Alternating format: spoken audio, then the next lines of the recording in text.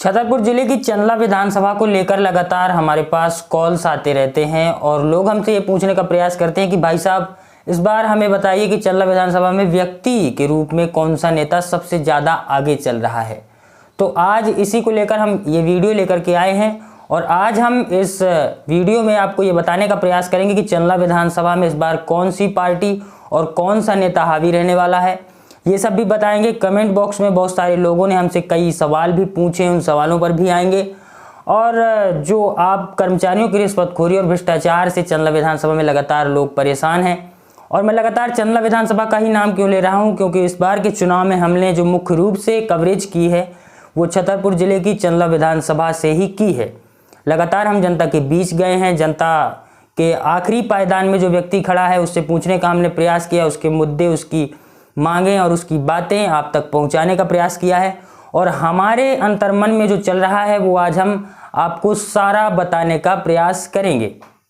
तो चंदला विधानसभा को लेकर जो एक कयास चल रहे हैं कि किसको टिकट मिलेगी, ये सब आने वाला समय बताएगा कि कौन सी पार्टी अपने कौन से नेता के ऊपर विश्वास दिखा रही है और जनता के पास भेजने का काम करेगी। लेकिन अभी का जो चल रहा है चंदला विधानसभा में तो वो हम बताने का आपको प्रयास करते हैं। भारतीय जनता पार्टी से दो नेता प्रमुख रूप से आगे हैं, दिलीप अहिरवार और वर्तमान विधायक राजेश प्रजापति। राजेश प्रजापति का 5 साल का कार्यकाल और उससे पहले उनके पिताजी भी विधायक रहे आर.डी. प्रजापति। तो दोनों का कार्यकाल कैसा रहा? दोनों ही नेता लोकप्रिय रहे, वोटर उनके पास रहे और जो भारतीय जनता पार्टी का कोर वोटर है उसने इन्हें जिताने का काम किया। अब जो प्रमुख बात है वो ये है कि सबसे पहले हम उसी की बात करेंगे जो वर्तमान विधायक है राजेश प्रजापति। तो राजेश प्रजापति की क्षेत्र में लोकप्रियता 50-50% है।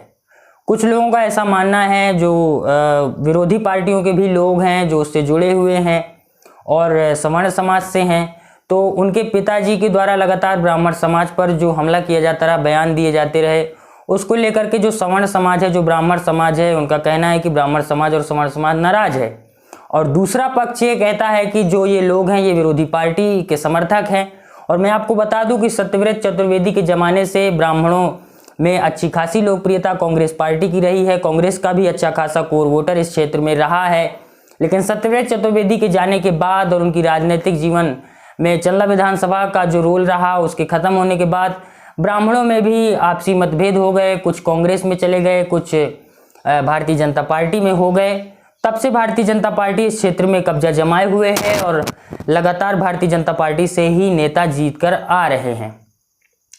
तो जो ब्राह्मण समाज है जिनका सबसे ज़्यादा वोट माना जाता है इस विधानसभा में, उनमें दो धड़े हैं। एक धड़ा ये कहता है कि राजेश प्रजापति से जो विधायक हैं उससे ब्राह्मण नाराज हैं और दूसरा धड़ा ये कहता है कि राजेश प्रजापति ब्राह्मणों का सम्मान करते हैं, ब्राह्मणों के चरण छूते हैं। कई बातें हमारे वीडियोज़ में भी आपने देखी होगी।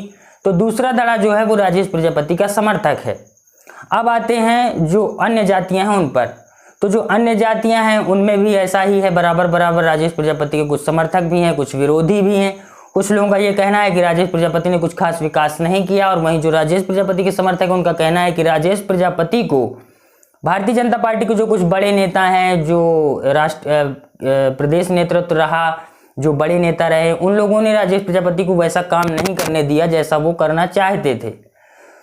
तो राजेश प्रजापति को इस बार टिकट मिलने की जो कवायद चल रही है, प्रयास चल रहे हैं, उस पर राजेश प्रजापति को टिकट मिलता लगभग दिख रहा है। उसकी वजह ये है भारतीय जनता पार्टी से, क्योंकि जब पिछले चुनाव में भारतीय जनता पार्टी पूरे जिले की सभी सीटों पर हार गई थी तो वहीं राजेश प्रजापति एकमात्र सीट चंदला विधानसभा से जीते थे।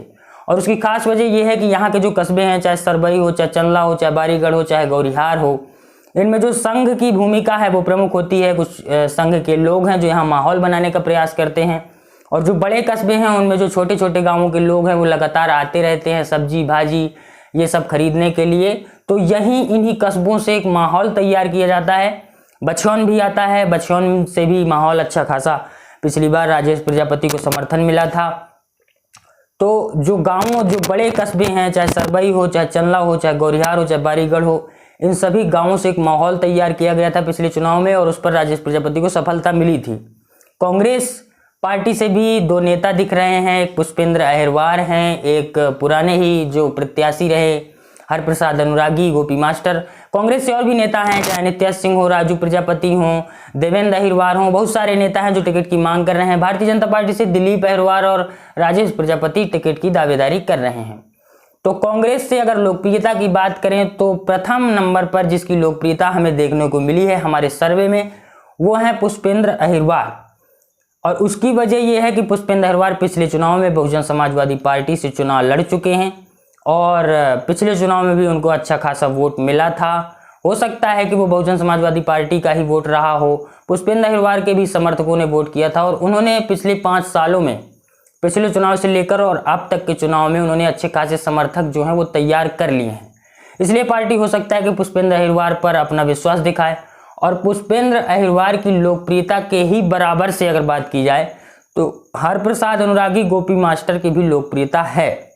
और उसकी वजह यह है कि लोगों का कहना है कि हरप्रसाद अनुरागी, गोपी मास्टर को धोखे से हराया गया था। कई बातें हैं जो जनता के बीच चलती रहती हैं, बाकी एक बात चल रही है कि धोखे से हराया गया था, इस बार उनको जिताया जाएगा।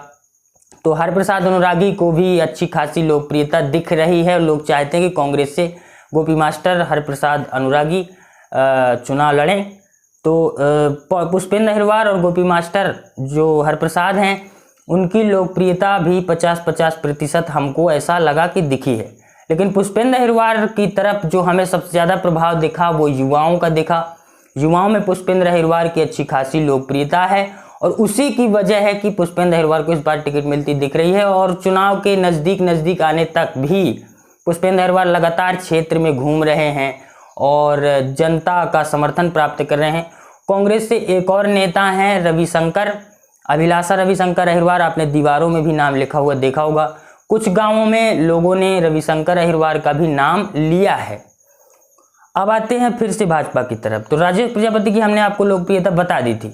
अब दिलीप अहिरवार की बात करते हैं। दिलीप अहिरवार पिछले चुनाव में भी दावेदारी इस क्षेत्र से कर चुके हैं। जिन लोगों को जानकारी नहीं है मैं आपको बता दूं, दिलीप अहिरवार की भी अच्छी खासी युवाओं में लोकप्रियता है और जो युवा वर्ग है उसमें ज़्यादा लोकप्रियता है। जो संघ के पुराने जुड़े हुए नेता हैं इस क्षेत्र के, उनसे भी दिलीप अहिरवार के अच्छे संबंध हैं। और जो कार्यकर्ता हैं पुराने, जो लगातार भारतीय जनता पार्टी को इस क्षेत्र से जिताते आए हैं, भारतीय जनता पार्टी के लिए बूथ स्तर पर काम कर चुके हैं, ऐसे कार्यकर्ताओं का भी दिलीप अहिरवार को समर्थन मिला हुआ है। और पिछले 5 साल से दिलीप अहिरवार इस क्षेत्र में एक्टिव रहे। जिस तरह से कांग्रेस के पुष्पेंद्र अहिरवार एक्टिव रहे उसी तरह से दिलीप अहिरवार भी एक्टिव रहे। और हाल ही में उन्होंने कन्या भोज कराया है, सुंदरकांड के पाठ कराए हैं। इस वजह से भी उनकी खासी लोकप्रियता बढ़ी। जहाँ जहाँ उन्होंने कार्यक्रम कराए हैं उनकी वीडियोज़ आप देख सकते हैं, वहाँ पर लगातार लोग आते जाते रहे, लोगों का समर्थन मिलता रहा। तो ये दिलीप अहिरवार की तरफ से है। और अगर भारतीय जनता पार्टी अपना प्रत्याशी इस क्षेत्र से बदलना चाहती है तो दिलीप अहिरवार भारतीय जनता पार्टी के लिए एक अच्छा विकल्प साबित हो सकते हैं। और क्षेत्र की जनता में जो एक विरोध व्याप्त है कि इस बार एंटी इनकम्बेंसी जिसे कहते हैं 18 साल की सरकार है तो लोग बदलना चाहते हैं सरकार। कुछ लोगों का ऐसा अनुमान है कि इस बार सरकार 100% बदलेगी, विधायक भी बदलेगा। तो अगर भारतीय जनता पार्टी एक नया विकल्प देना चाहती है, चंदला विधानसभा को प्रत्याशी बदलना चाहती है युवाओं में जिसकी लोकप्रियता है, तो दिलीप अहिरवार पर दाव भारतीय जनता पार्टी अपना खेल सकती है। और कुछ लोगों में एक और चर्चा है जो अंतिम में बताना चाहता हूं आपको कि इस क्षेत्र से दिलीप अहिरवार और पुष्पेंद्र अहिरवार की टक्कर मानी जा रही है कुछ लोगों के अनुसार। मैं सभी की बात नहीं कर रहा हूं। जो कुछ राजनीतिक विशेषज्ञ हैं उनका कहना है कि अगर कांग्रेस पार्टी अपना प्रत्याशी पहले घोषित करती है, जैसा कि अभी चल रहा है कि कांग्रेस के कुछ उम्मीदवारों की लिस्ट आने वाली है, अगर कांग्रेस पुष्पेंद्र अहिरवार को टिकट देती है चंदला विधानसभा से तो अहिरवार समाज का जो वोट बैंक है वो मेन हो जाएगा। तो इसीलिए हो सकता है कि अगर पुष्पेंद्र अहिरवार को चंदला विधानसभा से भारतीय जनता पार्टी कांग्रेस टिकट देती है पुष्पेंद्र अहिरवार को, तो भारतीय जनता पार्टी हो सकता है कि दिलीप अहिरवार को अपना टिकट दे दे, क्योंकि अहिरवार वोट बैंक जो है वो प्रमुख हो जाएगा। और अगर भारतीय जनता पार्टी अपना पहले प्रत्याशी दिलीप अहिरवार को घोषित करती है तो कांग्रेस भी पुष्पेंद्र अहिरवार को ही भी मैदान में उतार सकती है। और अगर पुराने प्रत्याशियों को ही टिकट मिलता है, भारतीय जनता पार्टी से राजेश प्रजापति को और कांग्रेस से हरप्रसाद अनुरागी, अगर राजेश प्रजापति को ही टिकट मिलता है भारतीय जनता पार्टी से, तो कुछ लोगों का, कुछ राजनीतिक विशेषज्ञों का कहना है कि फिर से कांग्रेस उसी प्रत्याशी को टिकट देगी, हरप्रसाद को। तो ये चंदला विधानसभा का जो एक दही में से मक्खन निकालने की बात होती है वो हमने आपको बताई है। अब अंतिम बात मैं आपसे ये कहना चाहता हूँ, लंबी वीडियो ना हो इसलिए। कुछ लोग कहते हैं कि भाई साहब चंदला विधानसभा क्षेत्र में भ्रष्टाचार बहुत है, हम जहाँ भी जाते हैं हमसे रिश्वत मांगी जाती है, रिश्वत की मांग की जाती है, पैसों की मांग की जाती है। सरकारी संस्थाओं में कर्मचारियों ने बड़ा घोटाला, भ्रष्टाचार और रिश्वतखोरी मचा रखी है। तो मैं जनता से कहना चाहता हूँ कि आपने जूते किस लिए खरीदे हैं? क्या आपको कांटे लगते हैं? रिश्वतखोरी और भ्रष्टाचार अगर कोई कर्मचारी कर रहा है तो आप सबसे पहले तो ये है कि आप क्यों दे रहे हैं उसको रिश्वत? आप रिश्वत दे रहे हैं तो रिश्वत ले रहा है। और मैं हमेशा से मानता आया हूँ कि कर्मचारियों में जितना भ्रष्टाचार है उससे ज़्यादा भ्रष्टाचार पब्लिक में है। पब्लिक रिश्वत देती है तो कर्मचारी रिश्वत लेते हैं। और कर्मचारियों से डरते क्यों हैं आप? सरकारी कर्मचारी से क्यों डरते हैं? इस देश की जनता इस देश की मालिक है और ये जो कर्मचारी होते हैं, जो अधिकारी होते हैं, आपके नौकर हैं। ये आपके नौकर हैं, आप समझ लीजिए। और आप इनको रिश्वत देते हैं मालिक बना करके। ये लोग आपको क्यों डांटते हैं, क्यों दबकाते, क्यों बाहर निकाल देते हैं? क्योंकि आपको अपने अधिकार पता नहीं है। आपको ये पता नहीं कि आप इस देश के असली मालिक हैं। आपके पास ही पूरी पावर है। और अगर कोई रिश्वत मांग रहा है तो उसका जवाब क्यों नहीं देते हैं? आप उसको रिश्वत दे देते हैं। और जैसे ही आप उसको रिश्वत देते हैं उसका मनोबल बढ़ जाता है और वो फिर और घोटाले और भ्रष्टाचार करता है अपनी कुर्सी पर बैठकर।